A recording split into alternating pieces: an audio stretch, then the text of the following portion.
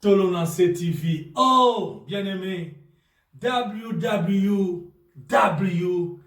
Tolonase TV. Ne manquez pas, tu ne seras pas dessus. Bien-aimé, Tolonase TV. Il y a Bissomoko, Tolonase TV, il y a Yonangai. Bless. Vous surtout, c'est pour la gloire de Dieu. Tolonase, Tolonase. Merci. Gloire à Dieu. Gloire à Dieu.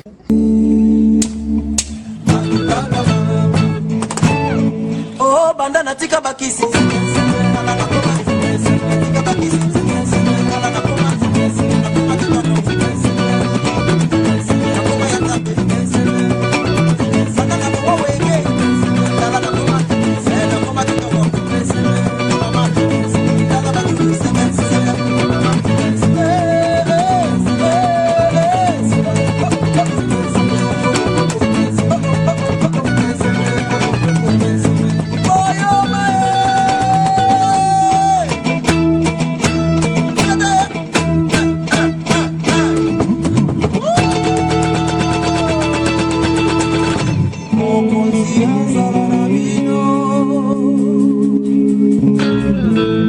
Bandeko nangango le sopambola bineza bino évangéliste Anne Kalambai bozo mona biloko wishe kasi nous apprend les choses.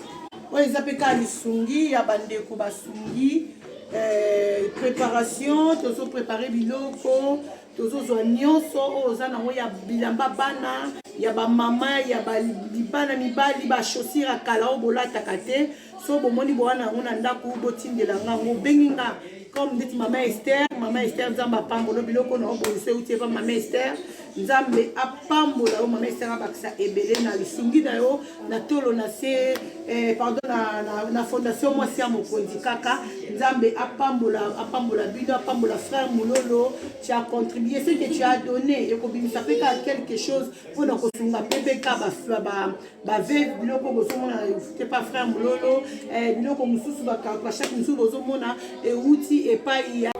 Salut peuple de Dieu, je voulais juste vous annoncer une bonne nouvelle. Abonnez-vous sur Tolonase TV. Vous ne serez pas déçus et vous serez bénis au nom de Jésus-Christ.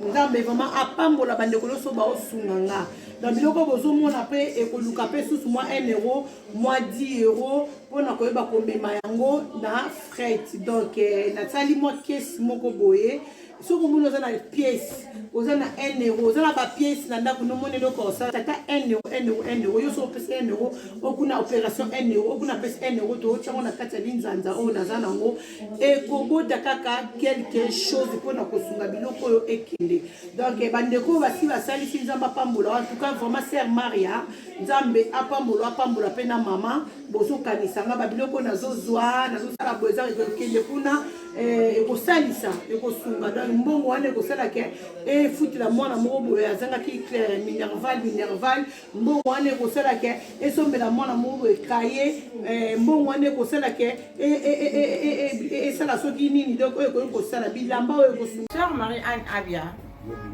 abonnez-vous sur Tolonase TV.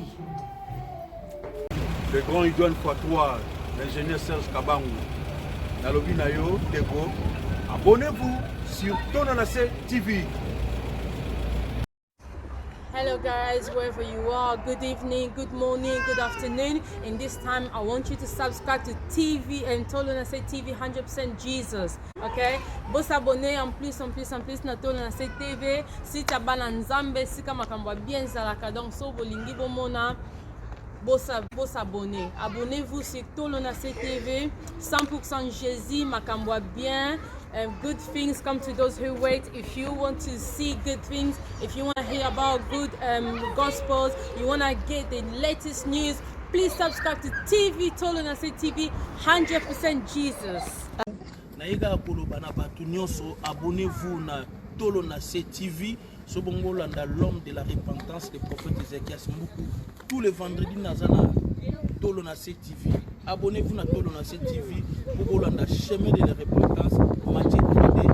Répondez-vous car les royaumes d'ici est proche. Dieu vous bénisse. Merci. Ciao. Rendez-vous na Tolonase TV. kosunga mais ça bien maman oui donc aux on peut essayer de la ça ouais na tia likolo non ça non obile kuna pe langeza la kaya bana misuba zanga bilamba na malili ekosunga pele na malili hein o pesa bien oui oh non on a bien ok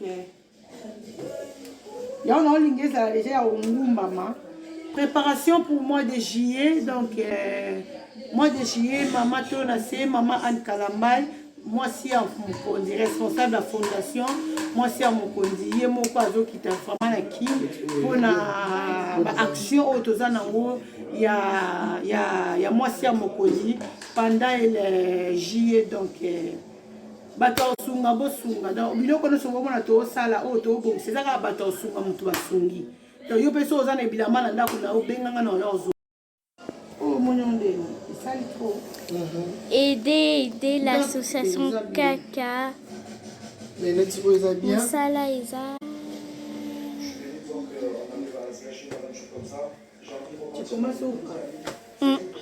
Donc c'est pour l'association. Moi c'est mon condi, maman Anne Kalamba et Kakaka. Aujourd'hui on arrange parce que on a biso bazana bakishasa musu bazana ki. Donc t'as peut-être des vêtements, t'as des habits que tu mets pas, t'as des trucs à la maison. En tout cas, n'hésite pas, appelle-nous. Appelle-nous. Il faut que tu aies besoin d'un nabutoboya. Au Balinga et des bisous à Tamdou. Maman Razara a 5 euros dans Nawana. Et que des bisous dans le bac, c'est un bon moto reflété. Puis qu'il y ait des tics chasse en tout cas. Ça là, tout ça là, c'est un travail. Je pense que Dieu n'hésitera pas à nous récompenser.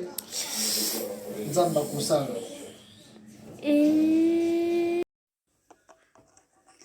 Opération 1 euro.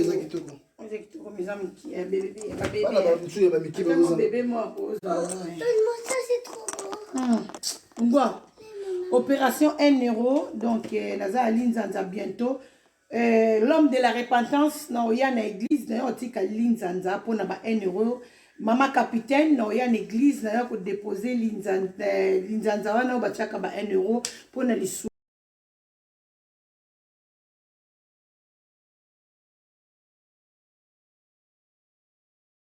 Et puis, dans les bons vignerons aussi, je vais déposer les lignes pour 1 euro. 1 euro, 50 centimes, 10 centimes. Babylon, on a 10 centimes, 50 centimes, on prend en considération dans mon thé. Mais si tu as appelé 1 euro, appelé 1 euro, tu as commis 3 euros. Donc, il faut que tu aies Babylon, qui est na fret, il faut que tu aies na makamu mususu. Donc, pardon, opération, moi si, il y a mon conduit. Bandekoe, Binyonoso, na sabone, na tolo nase. 100%. Jésus. Amen.